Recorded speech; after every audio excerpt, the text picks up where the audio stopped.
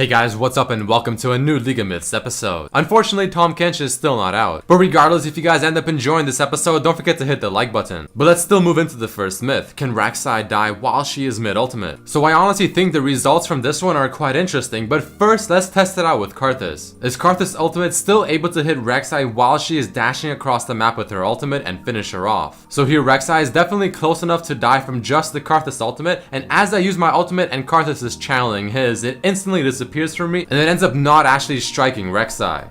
But what about a dot type ability? So for instance, Malzahar's E or Ignite. These abilities should still remain on Rek'Sai no matter what happens. But before that, I want to show you this clip because it's very important. Normally when you back and you take damage, it of course stops your backing animation, but if you have a Janna shield on you, you see right there, as long as the shield is absorbing the damage, I don't actually stop my backing animation. So make sure to keep that in mind because that should be interacting the exact same way as the initial channel of Rek'Sai's ultimate in terms of taking damage and cancelling. So here you're gonna have the Janna put the shield on me, Karthus ignite me, and the ignite should be able to kill me as I'm traveling with my ultimate. But the strange thing is the fact that even though the shield is absorbing the ignite's damage, it still cancelled my ultimate, which you see right here as I slow it down. So I thought, alright, maybe the true damage from ignite is somehow making this work wonky. I mean, Rek'Sai is technically not taking any damage, so her ultimate's channel at the beginning should not cancel, but let's try it out with Malzahar's E. And you see right there, the exact same thing happens. Rek'Sai herself was not taking any damage, the shield was absorbing all of it, but her channel on her ultimate still got cancelled, even though the first example, the backing animation, did not get cancelled. So quite honestly, the interaction is a little strange, but maybe it predicts the fact that this ability will probably still kill you while you're mid-ultimate, so it automatically cancels, but I'm not entirely sure.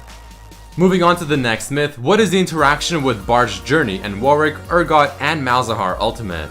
So this one is definitely more straightforward than the previous one. As Bard uses his journey and goes within it, I'm going to be using Warwick ultimate on him as he becomes the purple blob. And you can see that Warwick still does damage to him the whole duration, even though Warwick is obviously nowhere near him, and he continues to disable him until the end of Warwick's ultimate.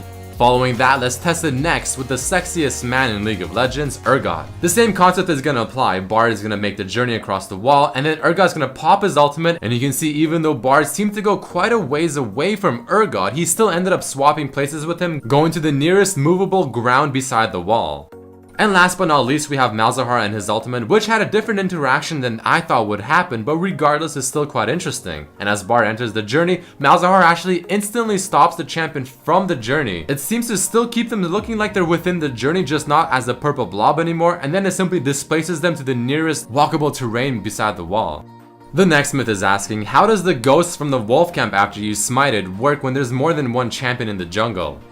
So I'll be completely honest, I'm still a little uncertain about this because the AI from the little ghost that follows you around is very strange. But regardless, as Warwick ends up smiting the wolves and you see the ghost spawn, I as a Zed player walk into the enemy jungle first and the ghost instantly starts walking towards me. But then as my ally walks into the jungle, it ends up switching to him instead first. So from that alone, it seems like it follows the most recent champion that entered the jungle. But you guys just saw the ghost go back and forth between myself, Zed, and the Terex, so we thought maybe it goes to the nearest champion, but not the most recent champion that entered the jungle. So we ended up testing it a bit more.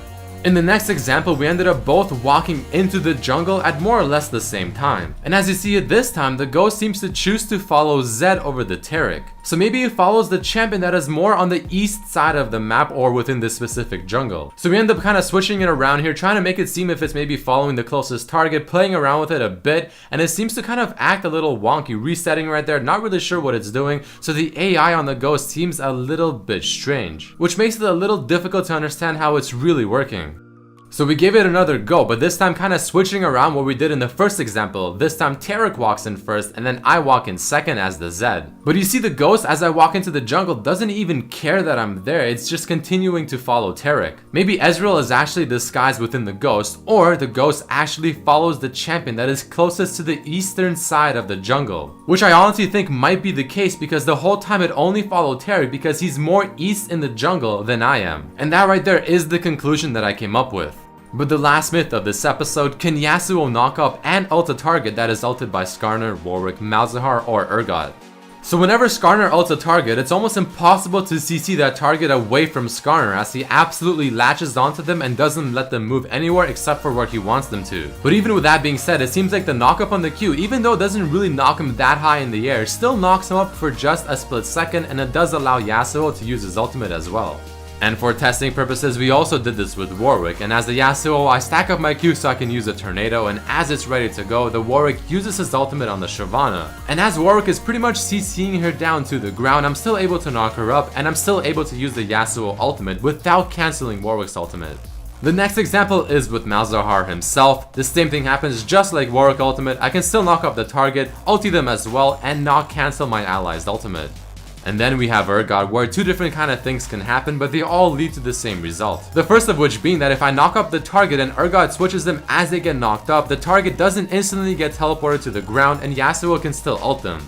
And in the second scenario, we end up using Yasuo's ultimate a little sooner. And it's gonna seem like Yasuo is just simply whacking away at the air, but the damage and everything from his ultimate still applies to the Xin Zhao even though he was teleported way across from Yasuo.